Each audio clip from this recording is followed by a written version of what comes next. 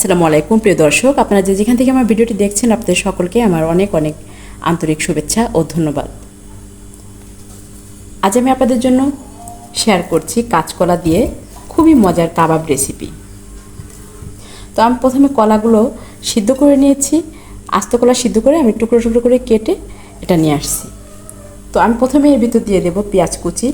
আমি এভাবে কুচি করেছি। অল্প দিব মরিচ কুচি। আমি এর ভিতরে দিয়ে দেব ব্রেস্তা পেঁয়াজ। অবশ্যই আপনারা যখন কাবাব বানাবেন ব্রেস্তা করা পেঁয়াজ দিবেন, তাহলে খুবই মজার হয়। আমি এর ভিতরে দিয়ে দেব হলুদ গুঁড়ো অল্প, দিয়ে দেব মরিচের গুঁড়ো, এখানে দিয়ে দেব গরম মশলা ভাজা জিরা দিয়ে গুঁড়ো করা, এখানে দিয়ে দেব আমি কাবাব মশলা,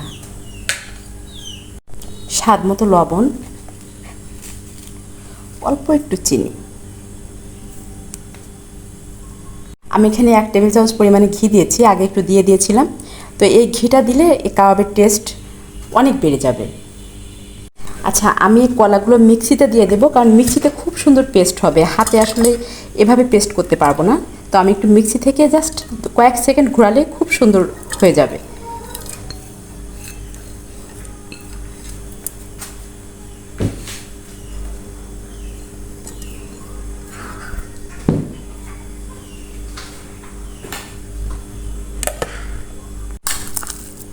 কি চমৎকার হয়েছে দেখুন, একদম পারফেক্ট। আমি এখন হাতে তেল মেখে বা একটু ঘি মেখে এটাকে গোল গোল কাবাব শেপ করে নেব। আমি হাতে ঘি মেখে নিয়েছি, এখন এগুলো নিয়ে আমি একটু গোল গোল শেপ করে নিচ্ছি। এরকম দেখুন।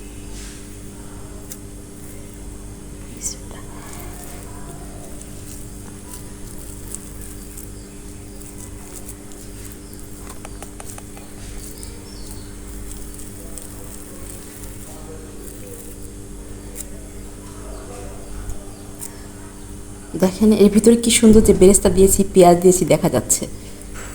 তো আমি এগুলো অফ ক্যামেরায় একটু তাড়াতাড়ি করে নিই, তারপরে হচ্ছে এটা ফ্রাই করে নেব।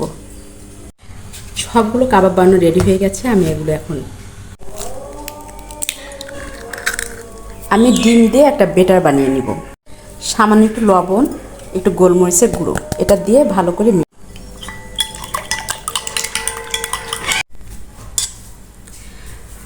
আমার এই কালো ফ্রাই প্যানটা দেখে আপনারা কিছু মনে করবেন না, কারণ আসলে এটা মাটির চুলায় রান্না করা হয়, কাজেই খুব কালো হয়ে গেছে।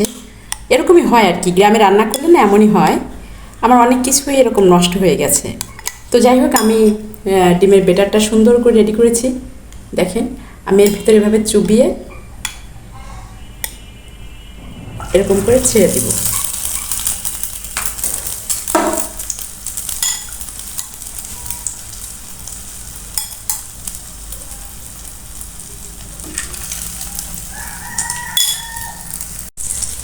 এক এক করে সবগুলো দিয়ে দিলাম। আমাদেরটা একটু মানে হাই হিট দেওয়া যাবে না, তাহলে যেহেতু আমি ডিমের মধ্যে চুবিয়ে দিয়েছি এটা পুড়ে যাবে। তো আমি একটু লো হিটে একটু সময় নিয়ে এটা ভেজে তুলে নিব।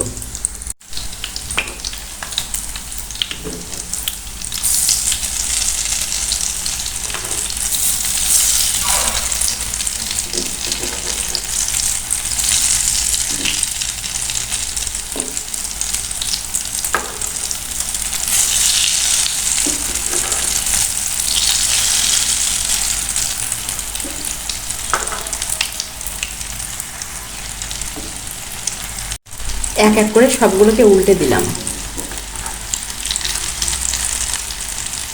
কাঁচকলা কিন্তু খুবই একটা মজার সবজি। কাঁচকলাতে প্রচুর পরিমাণে আয়রন আছে, আপনারা জানেন। পাকা কলা, কাঁচা কলা, কলার থোড়, কলার মোচা, সব কিছুতেই প্রচুর পরিমাণে আয়রন। আর কাঁচকলা কিন্তু আমার এমনিতে খুব পছন্দ। ভর্তা, ইলিশ মাছ দিয়ে, রুই মাছ দিয়ে, কাতলা মাছ দিয়ে ভীষণ মজা লাগে। আপনারা অবশ্যই এরকম একটা রেসিপি ট্রাই করবেন এবং আমাকে কমেন্টে জানাবেন। দেখতে পাচ্ছেন সুন্দর ভাজা হয়ে গেছে। আমি এগুলো একটা একটা করে তুলে নেব।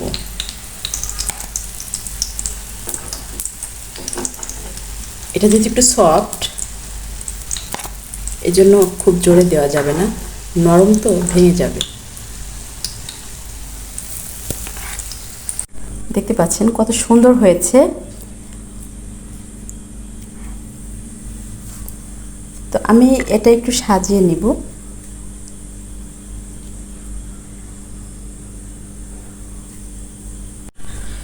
তো দেখতে পাচ্ছেন সুন্দর করে ডেকোরেশন করে দিয়েছি, খেতে কিন্তু দারুণ মজা। আপনারা অবশ্যই ট্রাই করে আমাকে জানাবেন। আর আমার রেসিপিটি যদি ভালো লেগে থাকে আমার চ্যানেলটিকে সাবস্ক্রাইব করে আমার পাশে থাকবেন। আর ভালো লাগলে অবশ্যই একটা লাইক দিবেন। সকলের সুস্থতা কামনা করে আল্লাহ হাফেজ।